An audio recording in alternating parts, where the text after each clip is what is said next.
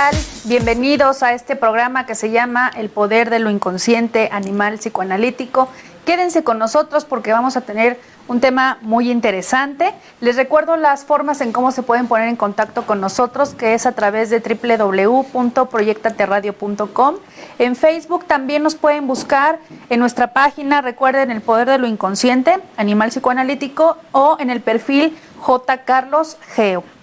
Pues bien, para empezar con el tema, que tenemos un tema muy interesante, saludo con mucho gusto a mi compañero en la conducción, José Carlos García. Hola, ¿cómo les va? Buenas tardes. Qué bueno que están con nosotros, ¿verdad? Y claro, que sigan aquí en nuestro canal para que pues trabajen con nosotros este tema. Ahí sí les vamos a pedir que hoy, sobre todo nuestros amigos abogados, sean muy interactivos con nosotros, para que nos den sus comentarios y nos digan qué es lo que piensan alrededor del tema de hoy, ¿no? Así es, que es un tema que nosotros lo pensamos, ahorita les vamos a ir comentando en relación a qué vamos a hablar. El tema específicamente se llama ¿Cómo eligen los abogados a sus peritos? Sí, ¿cómo eligen los abogados a sus peritos?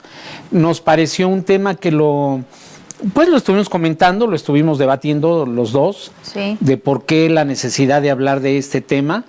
Pues porque nosotros en nuestro quehacer forense, ¿verdad?, como peritos en psicología, nos hemos encontrado con cosas así a veces medio extrañas, ¿no? No les podríamos llamar, no sé tú, de otra forma, situaciones que se dan de manera, pues como digo yo, extraña, en relación a algún quehacer de algunos peritos. Y bueno, y ahí decidimos tocar este tema, ¿sí?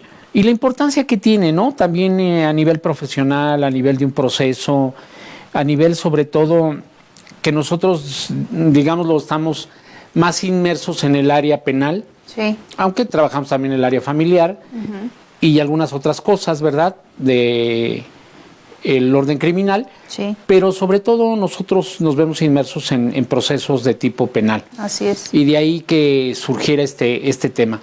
Pero antes, pues vamos a nuestros libros. ¿Qué te parece nuestro rincón de la lectura? Nuestro rincón de lectura y biblioteca. Les traemos dos libros. El primer libro se llama Los que viven del delito y los otros.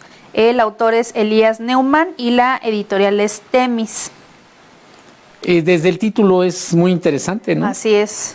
Sugestivo, sugerente, porque pues los que vivimos del delito. Claro. Definitivamente hay todo un sistema que se mueve a través de las conductas ilícitas del derecho penal, ¿no? Se echa a andar todo un sistema que es el sistema jurídico, obviamente, el sistema judicial, ¿sí? El sistema de procuración de justicia también, que se echa a andar y que todo esto genera una cantidad de dinero enorme, enorme. Por el lado que tiene que invertir el Estado para la seguridad. Claro. Y luego, procuración de justicia, y luego la administración de justicia, y luego pues que la gente tiene derecho a defenderse. Así es. Y que eso genera también todo un sistema de echar a andar para los abogados litigantes, los abogados postulantes que se dedican a la defensa, ¿verdad? Todos estos bufetes, todos estos grupos de abogados, centros jurídicos y demás, círculos jurídicos, que evidentemente hacen su trabajo pues tratando de dar el contrapeso de lo que sería el Estado, ¿no? Claro. Sí, y entonces ahí es donde viene la parte interesante de este texto.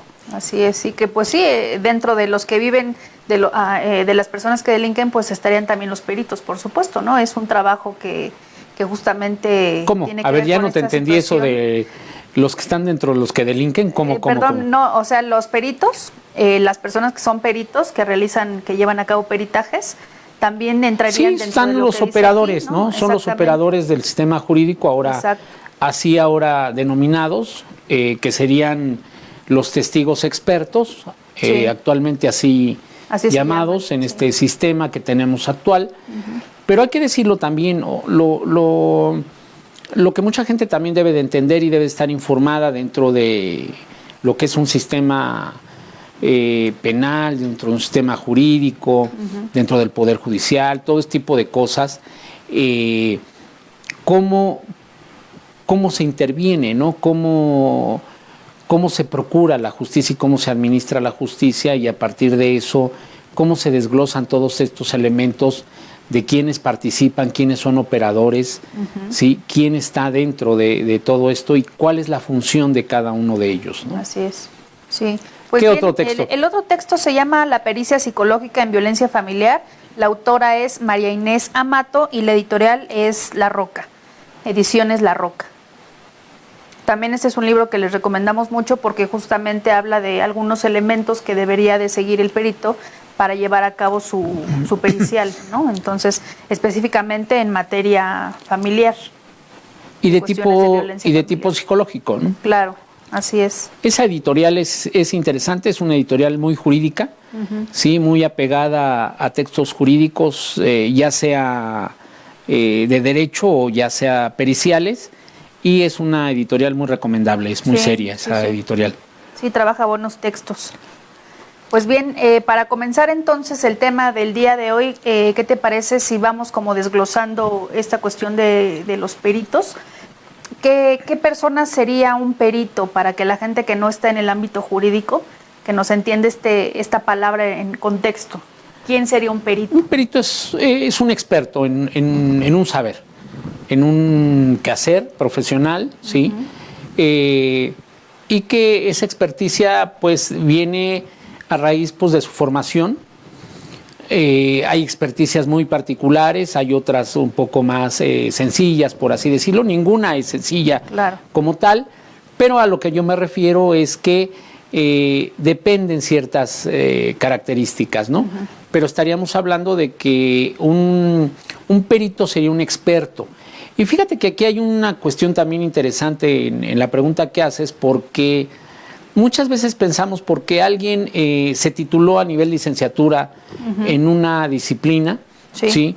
Pues esa persona ya es un experto.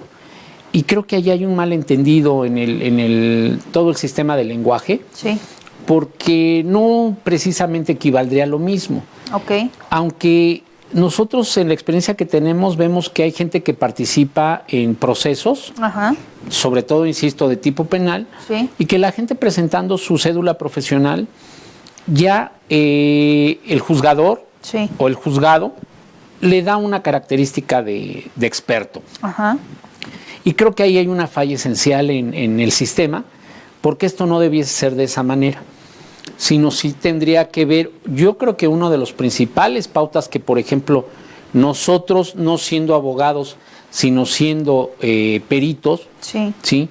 Una de las recomendaciones que les hiciéramos a los abogados para su elección de un perito sería que realmente se diera cuenta que es un experto en la materia, es decir, que tiene años trabajando en ese campo, que tiene una experiencia además de experticia, porque finalmente yo creo que lo que te da una experticia es la experiencia. ¿Sí? Claro. Con el pasar de los años te vas formando, vas adquiriendo conocimientos, porque también hay que decirlo, el campo forense es un campo muy amplio, y no porque tú digas que eres perito en psicología, no tienes la obligación de dos cosas. Uno, conocer el marco jurídico sobre el cual el país se rige, tanto a nivel local como a nivel federal, ¿sí? Y la segunda parte, ¿sí? Que tú debes de conocer no nada más de la ciencia forense sobre la cual tú vas a emitir tu dictamen como experto. Es decir, si yo soy un experto en psicología forense, a mí eso no me exime la responsabilidad de saber de balística, de saber de criminalística, de saber de criminología, de saber de genética, de psiquiatría forense y de todas áreas forenses que van a rodear un caso. Sobre todo en el ámbito de lo penal, por ejemplo, hablar de homicidios, pues es un campo muy amplio porque entran muchas ciencias forenses, desde evaluadores, cerrajeros, ¿sí? Porque, por ejemplo, un perito cerrajero va a hacer un dictamen a ver si la puerta fue forzada o no fue forzada. Claro. ¿Sí? Entonces, tú de la parte psicológica debes de articular, ¿verdad? Si el que entró con violencia o entró porque tenía una llave y el perito cerrajero dictamina que no hubo violación de la cerradura. Entonces estás relacionado, ¿sí? Estás relacionado. Así como estás relacionado, si el criminalista te describe la posición del cuerpo en el lugar del hecho y te describe qué cosas, qué tipo de libros, qué tipo de instrumentos había ahí y demás, ¿no? ¿Sí? Las fotografías, las fijaciones, es más, requieres, por ejemplo, saber un poco hasta inclusive de fotografía, porque el perito fotógrafo, el perito en fijaciones, pues va a tomarlas y tú tienes que hacer una relación de lugar para saber cuáles eran las costumbres a lo mejor de la persona, ¿sí? Si hubo saqueo, hubo hurgamiento. Entonces no es tan sencillo nada más de decir, ay, mira, yo ya cursé la licenciatura en psicología y me voy a hacer un dictamen, ¿sí? Claro. en forense porque, pues porque soy psicólogo. Y a mí, fíjate que ahí hay una de las cuestiones que a veces no entiendo de la normatividad que puede dar el campo, ¿no? Y que los jueces digan, pues es que es psicólogo, mostró su cédula y por tal puede participar en esto. No, porque es muy importante cómo eligen los abogados a sus colaboradores, porque es un colaborador finalmente, de emisión de un documento de esta naturaleza por la delicadeza que tiene y por todo lo que tiene que hacerse. A mí me llama mucho la atención porque aquí habría dos cuestiones que yo te voy a preguntar. Tú desde cómo lo piensas, porque finalmente nosotros a quien nos gobierna es el psicoanálisis. Claro. En el psicoanálisis, no sé si tú recuerdas, hay axiomas, oraciones que se dicen, por ejemplo, que cada uno de nosotros tiene al analista que se merece. Así es. Sí. Es como una elección, ¿no? Cada quien elige al analista que se merece. Así es. Aquí sería algo similar, o sea, ¿tú qué piensas de que cada abogado tiene al perito que se merece? Sí, por supuesto, eso es algo muy importante porque es como una forma de cómo ellos, tanto el abogado como el perito, se relacionan laboralmente. Y eso puede favorecer al caso o destrozar el caso, ¿no? Nosotros, tú lo sabes, hemos vivido esta cuestión de manera personal, laboral, ¿no? Hace poco en un caso donde justamente los abogados escogieron muy mal a su perito y durante 9 meses por ese perito de la defensa, este caso estuvo totalmente parado. Entonces, ahí pues y es lo que tú dices es muy cierto, porque el tipo de abogados se consiguen a un tipo de perfil de peritos y entonces ahí ellos manejan esta situación laboral de manera inadecuada, ¿no? Entonces sí, efectivamente cada abogado se merece al perito que inconscientemente toma esa decisión de escogerlo. ¿Es una toma completamente inconsciente o es una toma que tiene una parte consciente y una parte inconsciente? No sé, o sea, tú explícanoslo. Finalmente el público es el que está escuchando.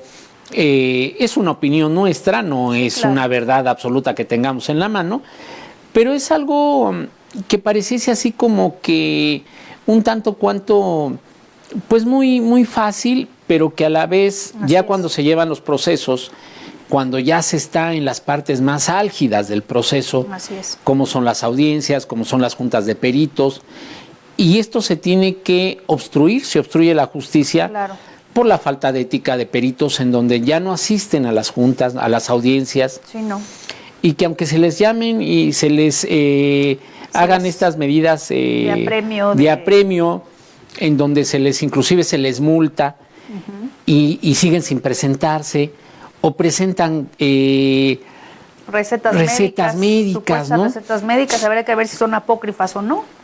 Bueno, a lo mejor piensa mal y acertarás, pero el sistema debería de ser un poco más exigente, porque quien se lo está jugando son las personas que están tras la rejilla de prácticas, ¿no? Y ahí es donde vemos que es una parte de la injusticia de un sistema que evidentemente todavía le faltan muchas cosas por pulir, ¿sí? Aquí el problema es que cuando tú convives o articulas tus saberes con ciencias hegemónicas, así yo les llamo, les denomino, por ejemplo, para mí ciencias hegemónicas es la medicina y el derecho. ¿Por qué hegemónicas? ¿A qué te refieres? Pues porque tienen un peso muy, muy fuerte, tanto a nivel científico como social. Sí. ¿Sí? La medicina como ciencia, entre comillas, ¿sí? Y el derecho como una ciencia social, que es un peso muy fuerte el que tiene, porque todo gobierna el derecho, ¿no? El derecho interviene en todas las partes humanas. Claro. ¿Sí? Entonces, esa parte hegemónica tiene que ver con que yo soy el que sabe. Sí. Tú vas al médico y si tú lo cuestionas, muchos se molestan. Sí. Como médico, si te dicen, no, a ver, señora, señor, el que sabe soy yo. Sí, sí. ¿Sí? Oiga, doctor, pero es que ya, mire, ya me habían recetado. No. Usted va a hacer lo que yo le diga porque el que sabe soy yo. Si lo cambias del lado del abogado, sobre todo me refiero a abogados a lo mejor de la muy vieja guardia, en donde no, a ver, el que sabe la estrategia soy yo. Y creo que ahora en las circunstancias en las que estamos, de los sistemas que estamos y lo que se está aplicando, pues pierdes hegemonía porque ahora hay otros operadores a otro nivel. Ahora si los abogados no tienen una colaboración pericial, ¿sí? En diferentes áreas y demás, pues aunque sepas mucha teoría del delito y aunque tengas mucha argumentación jurídica, ¿cómo vas a presentar pruebas? Porque este es un sistema probatorio, ¿sí? Quizá a diferencia del otro sistema, y que habríamos que decirlo desde el principio, todavía a México le falta mucho porque estamos en un periodo de transición, es decir, de un viejo sistema a un cambio en donde tienes que reformar muchas cosas, ¿sí? E implementar otras, y mientras, pues hay procesos que están estancados. ¿Qué me refiero con estancados? Pues que son procesos o procedimientos penales que llevan 4, 5, 3, 8 años, 10 años y no se han resuelto. Sí, no, todavía no hay sentencia, ¿no? Sí. No hay una sentencia. Caso, por ejemplo, News Divine, ¿no? Así es.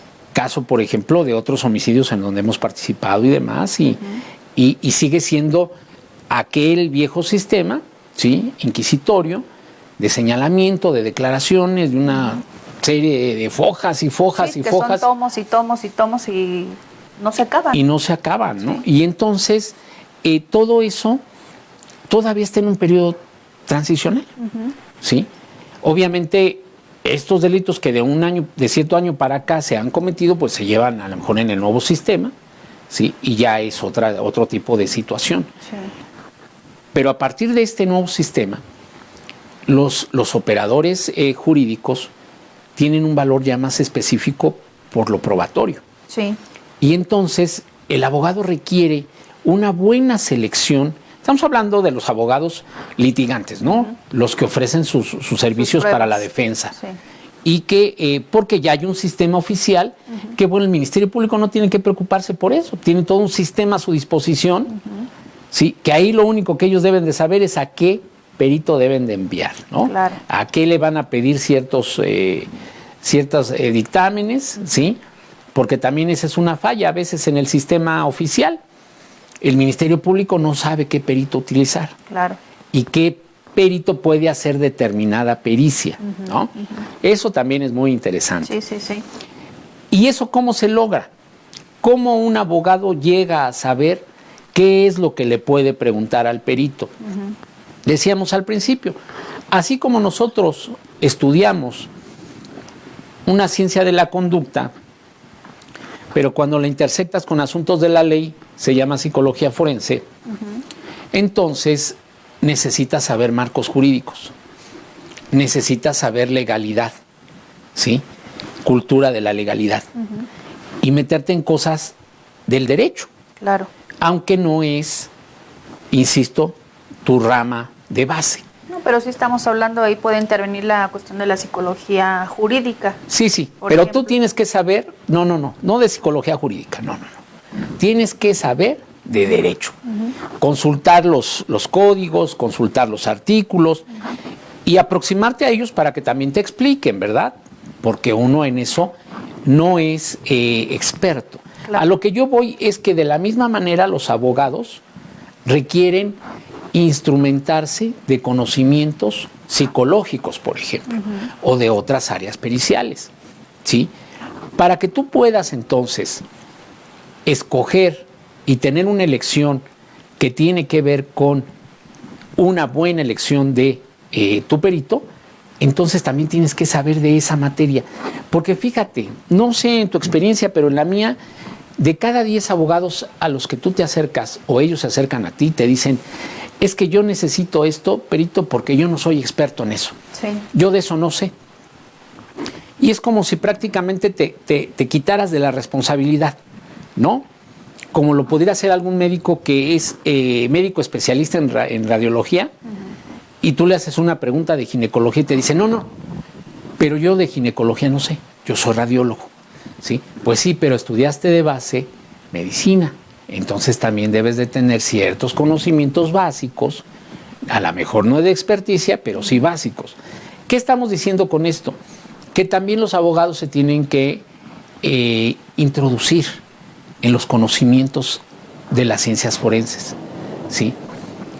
Para tener una idea de qué es lo que le vas a pedir y cómo se lo vas a pedir, y en el momento que también te lo entregue, poder tener también un punto crítico y poder llegar a ciertos debates de lo que sí y de lo que no. O no sé tú cómo lo piensas.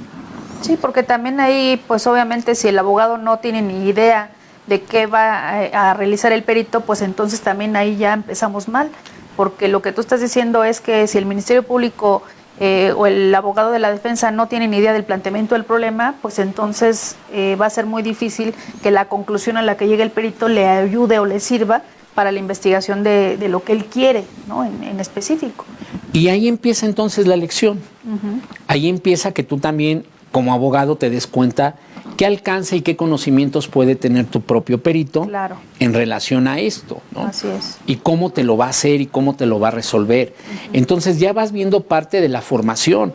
O sea, no sería ninguna cuestión, ¿cómo podemos decirlo?, de susceptibilidad, que te pidan tu currículum, que te pidan tus promedios, que te pidan tus diplomados, que te pidan tus especialidades, que te pidan todo. Claro. Porque hay una persona adentro que se la está jugando y que tú también, como representante legal o jurídico de esa persona, que tú estás llevando el caso y tienes también una estrategia, te la vas a jugar. Así es. Porque como nos pasó, si a la hora del proceso el perito particular no se presenta a las audiencias, ¿sí?, ya habiendo ratificado el dictamen, ya habiéndolo presentado, y no se presentaba para resolver la junta de peritos, nos retrasó ¿cuántos meses? 9 meses. 9 meses nos retrasó. ¿Sí? Nada más porque él no se presentaba, ¿eh? O sea, justamente esos 9 meses tiene que ver específicamente con él, ¿no? Porque él en estos 9 meses no se presentaba y entonces el juez lo mandaba a llamar y en todos lados lo andaban buscando y como pues él, pues no sé, por su voluntad, por no decir una grosería, no se presentaba, ¿no?, a las audiencias. Entonces todo eso atrasó 9 meses, porque también hay que decir una cosa. Aquí en México, para que tú lleves a cabo una junta de peritos, se tiene que presentar todos los peritos que están involucrados en los dictámenes. Entonces habíamos varios peritos, pero si faltaba él, no se puede llevar a cabo. Sí, porque recuerda, ¿no?, dentro de esas cosas extrañas que tienen los procesos dentro del derecho, tu calidad ya es de testigo, ¿no? Sí. Estamos hablando obviamente del antiguo sistema, ¿sí? Y entonces tienen que estar todos los testigos presentes, ¿no? Así es.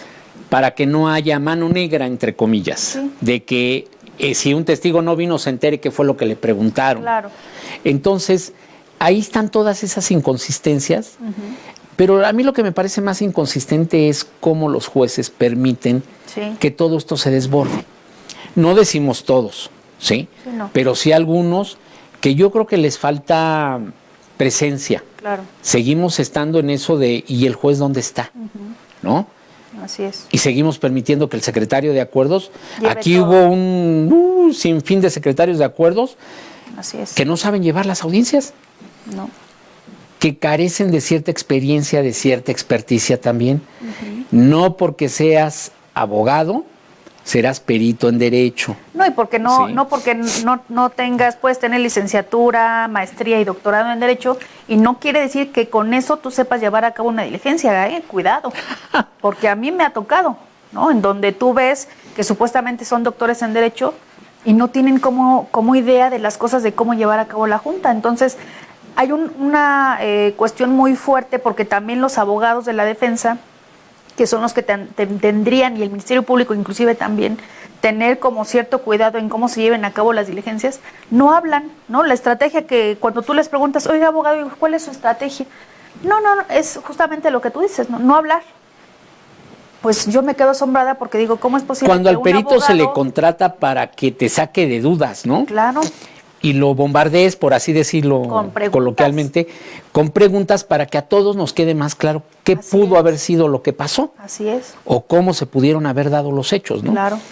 Porque fin último del derecho penal, pues aproximarnos a la verdad. Jurídica. ¿verdad? Y si no, y histórica también, ¿no? Sí, o sea, verdad jurídica y verdad. Entonces el asunto sería entrar en esos terrenos de la pregunta, pero cuando todos callan, pues ahí está el problema. Entonces, desde el inconsciente viene algo que tiene que ver con que el abogado no quiere que el perito hable más allá. Claro. ¿Sí?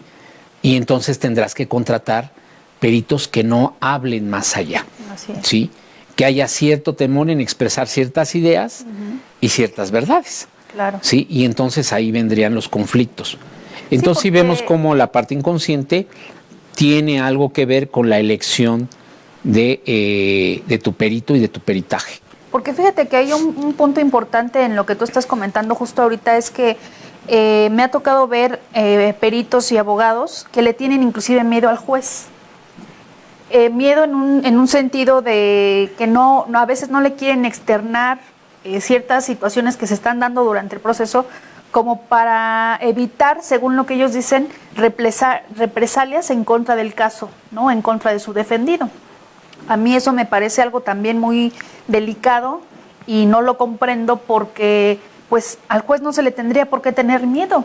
Es una representación de la autoridad, sí, pero yo he visto que a los abogados les da miedo enfrentarse o mencionarle al juez ciertas situaciones que se están dando dentro del juicio, ¿no? A mí eso me parece sí, pues delicado, ¿no? Porque insisto, o sea, al juez no se le tendría por qué tener miedo. El juez está ahí para dar una resolución. Bueno, hay que decirlo, no pasa con todos los abogados. Sí, no. Pero sí hay ciertos perfiles de cierto tipo de abogados de la defensa que tienen ese estilo de no involucrar una controversia o un debate dentro de una audiencia más allá con el juzgador. Claro. ¿Sí? Y siguen empleando ciertas cuestiones de sumisión, ¿sí? Y de actitudes que piensan que con eso pueden ganar como adepto al propio juzgador para favorecerles, y eso es psicológicamente completamente inadecuado. Sí, ¿no? Es incorrecto. ¿Quieres que vayamos con algunas de los comentarios? Sí, bueno, nos mandan saludos, muchas gracias por los saludos. María Luna dice que le gusta mucho el programa. Gracias. Y Adriana Mendiola también dice que nos saluda desde Monterrey. Saludos, Adriana. Y saludos Yadira a Monterrey. Dice, saludos, en México siempre hay mucha corrupción en todos los ámbitos. Así es. Pues sí, eso es algo que no se puede negar, ¿no? Así es. Fíjate que en algún momento hasta se pensó mal de ese perito. Claro. Precisamente porque, pues, ¿cuál sería su motivación para no presentarse? ¿Sí? Se podían argumentar cuestiones como sus honorarios, como cuestiones de controversia con los mismos abogados, a lo mejor faltas de respeto, cuestiones ya más personales entre ellos, ¿sí? Pero pues siempre te deja ese sesgo de corrupción, ¿no? De que a lo mejor alguien le ofreció para que no se presentara, ¿no? Claro. Pero no lo sabemos ni lo podemos afirmar porque pues, no tenemos pruebas de ello. Pero deja entrever todo ese tipo de cosas. Claro. ¿Sí? De ahí la importancia que nuestros amigos litigantes, abogados, nuestros amigos juristas, tengan la conciencia y la inconsciencia para saber cómo van a elegir a un buen perito. ¿Tú nos podrías dar un par de puntos importantes por los cuales tú elegirías a un perito? Sí, a mí me parece muy importante lo del currículum, solicitarle al perito su currículum. Aparte de eso, si ustedes saben, tú te puedes meter a la página de la SEP aquí en México, que es la organización, la secretaría que te emite la cédula profesional, y tú puedes ahí buscar, ya sea por nombre o la cédula, a ver si esa persona justamente sí tiene la cédula con la que se presenta. Y yo le pediría también inclusive recomendaciones. Si ha trabajado en algunos otros casos, que los abogados con los que ha trabajado le emitan cartas de recomendación para ver precisamente cuál ha sido su conducta. Su trayectoria. Exactamente.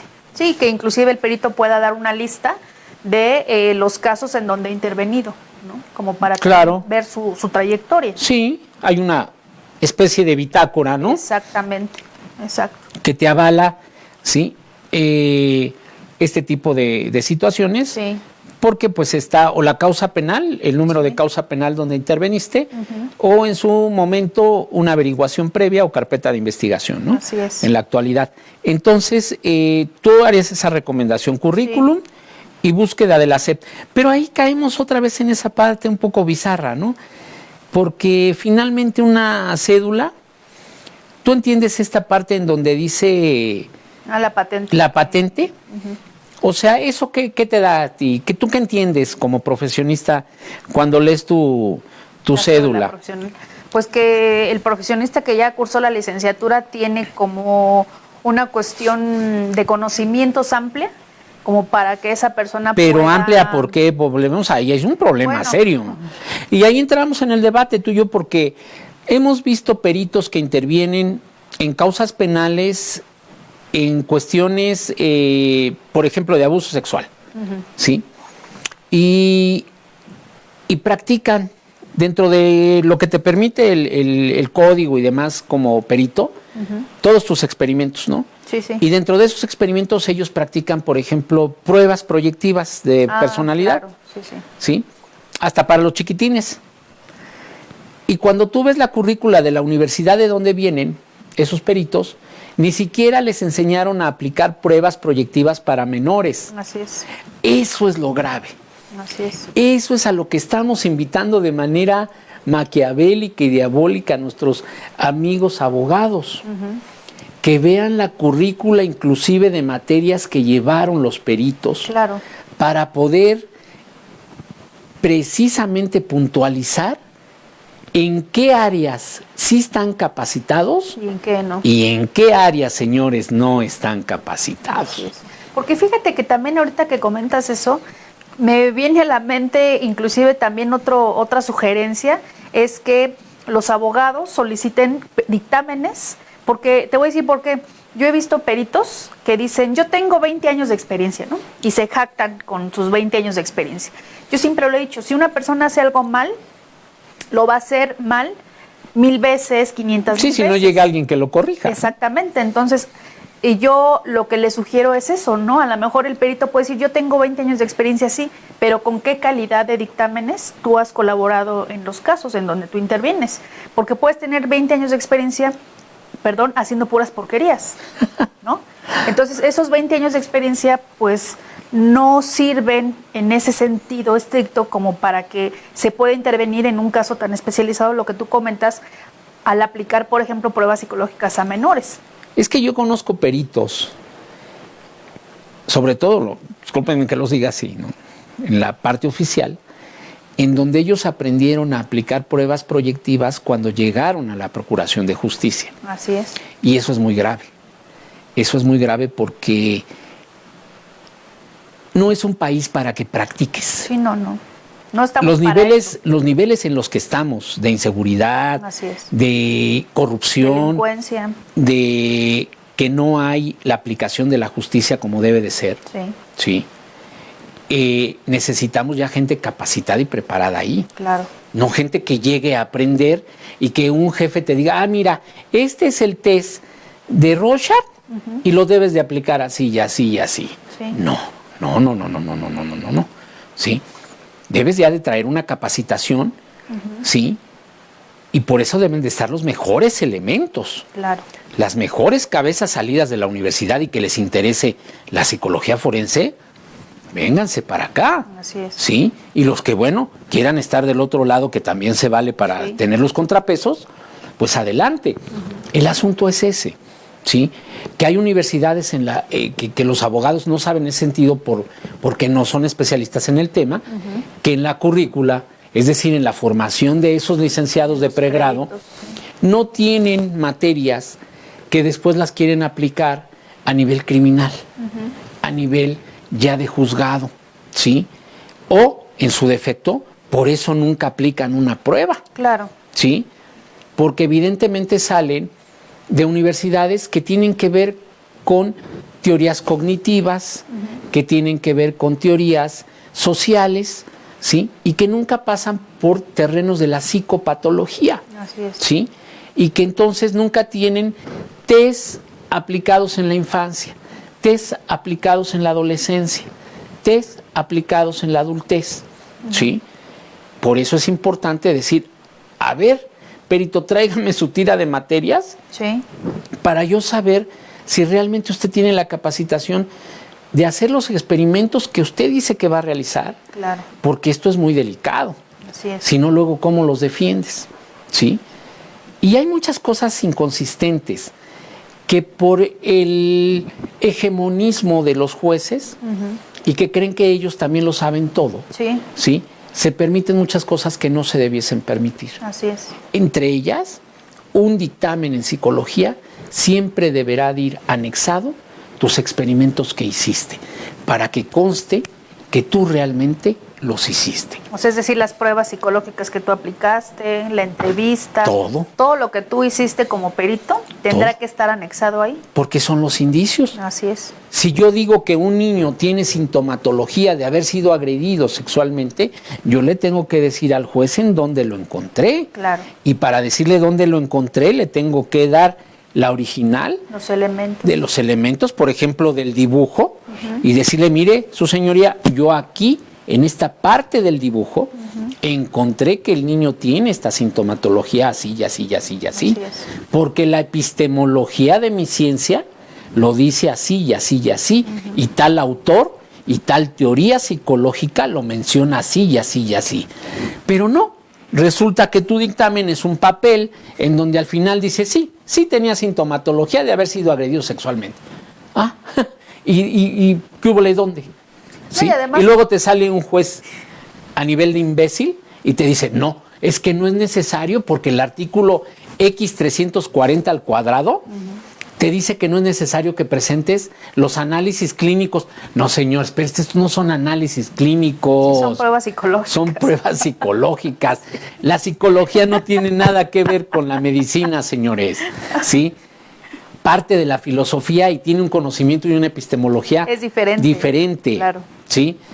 Pero ahí vemos esa parte hegemónica. El que sabe soy yo. Claro. Usted, perito, se calla. Igual entonces guarda ¿para qué silencio. requieres al perito, no? O lo requieres o no lo requieres.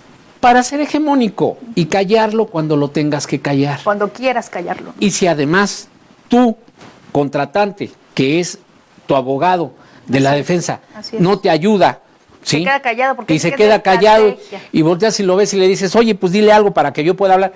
No, mejor cállese, perito, ¿sí? Pues mejor nos callamos. No hay que meterse en problemas, ¿no? Sí. Y entonces, ¿cómo defiendes al que está tras la rejilla de prácticas? Así es, ¿no? así es. Esas cosas, bueno, en algún momento yo sí les voy a dar curso por escrito, o sea, en algún libro, ¿sí? Porque es interesante, fíjate, el que tú veas una disciplina fuera de que tú lo hayas estudiado, me refiero, por ejemplo, a lo mejor me estoy viendo muy Foucaultiano, ¿no? Haciendo referencia a Michel Foucault, en relación a que él critica muy severamente al psicoanálisis, critica muy severamente la psiquiatría, ¿no? Sin ser psiquiatra. Bueno, pues ¿por qué no podríamos nosotros criticar a los jueces y al derecho siendo psicólogos, ¿no? O sea, porque a veces como que hay una razón más pura en el momento en que tú criticas algo cuando no lo has practicado en un sentido estricto, de haber tú pasado esos cursos, pasado esa educación, ¿no? Y que lo ves ya a lo lejos o de cerca cuando tu saber se articula con ello. Como en el caso de la psicología, ¿no? Como en el caso de la psicología. Así es. ¿Sí? ¿Qué más? ¿Qué otro punto crees que sea importante? Regreso un poco a lo que estás comentando porque me parece importante como recalcar en esta situación, ¿no? Donde es importante que los peritos, porque hay veces que yo he visto donde cuando tú eres perito de la defensa, tú en tu dictamen anexas los pruebas, test, ¿no? Las pruebas psicológicas. Y entonces el juez no apela nada y dice, pues está muy bien. Y cuando se le solicite que entonces para estar en una equidad, ¿no? Justamente del proceso, el otro perito también ingrese los documentos, los experimentos que llevó a cabo, ahí dicen que no. Son confidenciales. Son confidenciales, entonces a mí porque es un estudio de personalidad. Eso a mí me parece pues grave, ¿no? Me da risa como de ansiedad, porque yo digo, ¿cómo es posible que no haya esta equidad? Porque yo he visto que cuando se le solicitan ciertos requerimientos a los peritos oficiales, no se le escarba tanto como a un perito de la defensa. Hablando de lo que tú estás diciendo de la cédula. O sea, el perito, aunque sea oficial y que esté avalado por su credencial que dice Procuraduría X, también tendría que llevar en ese momento su cédula profesional. Porque habrá casos donde quizá ese perito está fungiendo sin cédula profesional. Eso sería muy delicado, porque no tiene la patente, una dispensa, ¿no? Tiene una dispensa. Del procurador. Tiene una dispensa. Ahí eso es gravísimo, porque en México tú lo sabes, ¿no? Tú trabajaste ahí, el procurador... No me eches la bronca a mí. O sea... No, para que nos expliques, o sea, en esta cuestión... Pero yo qué puedo explicar ante cuestiones... ¿Qué es eso de la dispensa para la gente que nos está viendo? Pues un permiso, entre comillas, que el procurador extiende para alguien, para que pueda ejercer como su función como perito oficial, sin tener su respaldo que la Ley General de Profesiones le pide. ¿Sí? Hay que decirlo, ¿verdad? En la Procuración de Justicia hay peritos profesionales y peritos técnicos. Los profesionales son aquellos que obviamente se requiere una licenciatura para poder ejercer, y los técnicos son aquellos que por el oficio, ¿sí? No hay una y por el tiempo, la temporalidad que ellos tienen de una práctica, a veces civil, pues son reconocidos y son contratados por la Procuración de Justicia, ¿no? ¿Sí?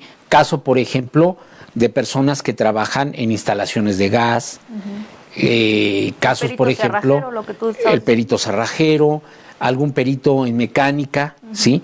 Que la práctica, por ejemplo, de la mecánica no te exige que tengas tú una cédula profesional, ¿no? Como tal. Sí, habrá escuelas propiamente dichas de esto, pero también hay quien aprende de manera empírica por ahí con alguien que lo llevó, lo tutorió y todo esto, y tiene una experiencia muy amplia, ¿no? Y sabe dónde están los números de una carrocería, y sabe dónde está el número de un motor, y todo esto. Entonces, todo eso es válido. Claro. Lo que no creo que sea válido es eso. Esas dispensas que puedan pasar años, y que a lo mejor el procurador de buena fe te la dice, bueno, eres pasante, pues tárdate a lo mejor un año en hacer tu tesis, y eso es lo que duraría la dispensa, ¿no? Pero a lo mejor al procurador inclusive se le olvida, y pasan 3 sexenios de procuradores y el perito ahí seguía, ¿no? Sin su cédula profesional. Eso ya es muy grave. Así es. ¿Sí? Imagínate si a alguien le rascara asuntos pasados que ese perito llevó sin tener realmente una experticia. Claro. Eso es lo grave. Así es. Eso es lo grave. Entonces, nuevas autoridades no quieren corrupción, no quieren impunidad, pues entonces todo esto modifíquenlo. Todo esto hagan una revisión profunda de quién debe de estar y quién no debe de estar. ¿Quieres ir con más comentarios? Sí, tenemos un comentario más de Larisa, muchas gracias. Dice la Dirección General de Profesiones, saludos maestro. Es en relación a lo que estábamos comentando de la cédula profesional, ¿no? Que sí, pues de la SEP. Sí, pertenece a la SEP. Exactamente. Sí. ¿Qué más? Y bueno, entonces, en esta cuestión de la dispensa, decíamos que son personas que no están tituladas, pero el procurador les da esta como autorización, ¿sería? Pues para mira, poder ejercer. Yo te hablo de la experiencia de lo que yo vi ahí, ¿sí? Lo que yo viví, que me sorprendió mucho porque tú llegas sin saber nada de este tipo de cosas, ¿no? Y con el pasar de los años, pues te vas enterando. Que es gente además ya mayor, no creas que son jovencitos que acaban de salir, terminar. 26, 25 años, no. Es gente ya, muchos años gente madura, ¿no? Y que dices tú, y que además te hablan y te debaten como si fueran Freud, ¿no? Como si fueran Winnicott, y entonces sí te espanta un poco, ¿no? Te espanta un poco porque ahí ves la parte perversa de la institución. Ahí ves ciertas cosas que todavía no caminan bien en nuestro país y que esto se debe de convertir en otra cosa. Se debe de convertir en otra cosa, pero a mí lo que me interesa más bien es que volvamos a esta parte de la elección del perito, ¿sí? Y que los abogados tengan en cuenta que es importante todo el quehacer de experiencia y de conocimientos y de currícula. Y de currícula porque también ahí hay una recomendación para los alumnos que pretenden estudiar psicología y que después les interesan ciertas áreas, sobre todo de la clínica y después de lo forense o viceversa, ¿no? Que escojan escuelas que tengan los perfiles adecuados que a ellos les va a ayudar y a fortalecer. Porque no se trata de que lleguen a una escuela, estudien y después terminen estudiando diplomado tras diplomado tras diplomado para poder completar lo que ellos querían en realidad desde un principio. No se los dieron en la universidad. Sí, porque si ellos quieren ir a psicología organizacional, pues que vean esas universidades que las hay en el país y que tienen el perfil organizacional para pruebas propiamente del trabajo, de recursos humanos, de factor humano, ¿sí? Y no tengas ese problema que después tú estuviste en una escuela clínica, ¿sí? Y quieres a lo organizacional y tengas que estar tomando diferentes cursos y diplomados para hacerte experto en el área organizacional. Hay que ser congruentes con lo que uno hace, ¿sí? Entonces ahí va un tip más para los abogados. Busquen que la elección de su perito sea congruente con lo que ustedes quieren en relación al planteamiento del problema. Así es. ¿Sí? Si yo voy a plantear un problema o una pregunta, se la voy a hacer al perito en relación a algo clínico, pues el perito debe ser experto en lo clínico y tener elementos de bagaje clínico para que me pueda responder y a la hora de que lleve el proceso podamos estar en sintonía con respecto a lo que se concluyó, ¿no? Y que también, fíjate ahí, eso que tú refieres, pensando también en qué elementos debería de tomar los abogados, pues también en una conversación directa con el perito, ¿no? A lo mejor si el perito está dialogando con el abogado y inclusive el abogado ve que el perito pues desconoce todo el marco jurídico y estas situaciones legales, pues ahí son como focos rojos, ¿no? Para darse cuenta que quizá ese perito que quiere contratar no tiene entonces los conocimientos necesarios en relación a lo que tú comentabas al inicio, que aunque uno sea perito en psicología, también tienes que estar informado de cuestiones jurídicas. Claro. No porque seas abogado, no, pero sí tienes que leer los códigos, tienes que tener un contexto en marco general, jurídico, ¿no? Cultura legal. Exactamente. Cultura de la legalidad, saber dónde te vas a meter. Entonces, en este diálogo quizá el propio abogado se pudiera dar cuenta. Sí, es necesaria una entrevista. Exactamente. Es necesaria una entrevista. Y otra cosa que ya pues, nos está acabando el tiempo, el factor económico. Ah, claro, también. Aquí hay una cuestión muy importante, ¿sí? Ahí debe haber mucha ética, tanto de los abogados como de los peritos. ¿En relación a qué? Esto lo sabemos, ¿sí? No todos los abogados cobran lo mismo por cierto tipo de casos, ¿verdad? Hay abogados de todo precio, de todo tipo. Y de igual manera hay peritos de todo tipo. Así es. Pero entonces tiene que haber congruencia, ¿sí? Yo cobro caro, bueno, pues tengo que presentar mis cartas, ¿verdad? Buen trabajo, claro. Para saber por qué cobro caro. Claro. ¿Sí? Cobro barato, aguas, abogados. Aguas, ¿no? Porque lo barato sale caro. Así es. ¿Sí? Entonces, yo creo que es muy importante el poder ya determinar desde un principio una estrategia hasta para la contratación de tus peritos, ¿sí? Y hablarlo con tu cliente, ¿verdad? Claro.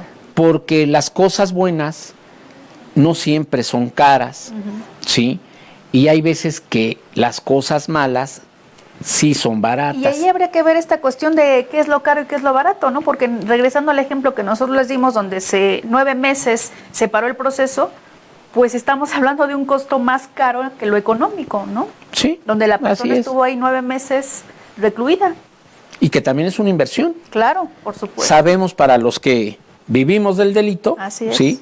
En el sentido estricto de cómo somos contratados, pues lo que cuesta el estar yendo, ¿verdad? El estar pagando, ¿sí?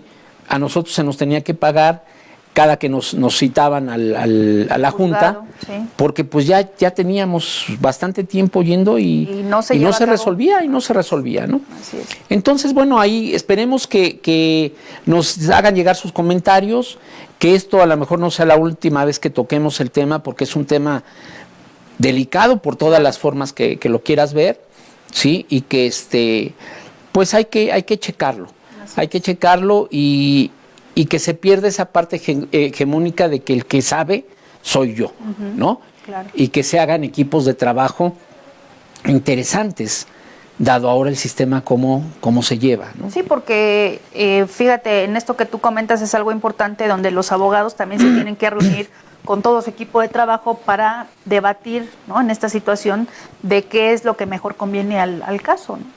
Así es. Pero bueno, sí, como comentas, ya se nos está terminando el tiempo. Les agradecemos mucho su atención. No, pues quedamos a sus órdenes. Si tienen alguna duda, alguna pregunta, les dejo mis teléfonos. Y si de necesitan WhatsApp. un peritaje, ¿no? Sí, También. claro. Es el 55 40 32 99 63. ¿Y el tuyo? El mío es 55 22 15 59 29. Pues muy bien, agradecemos mucho su atención. Nos vemos. Gracias, José Carlos. No, gracias a ti. La próxima.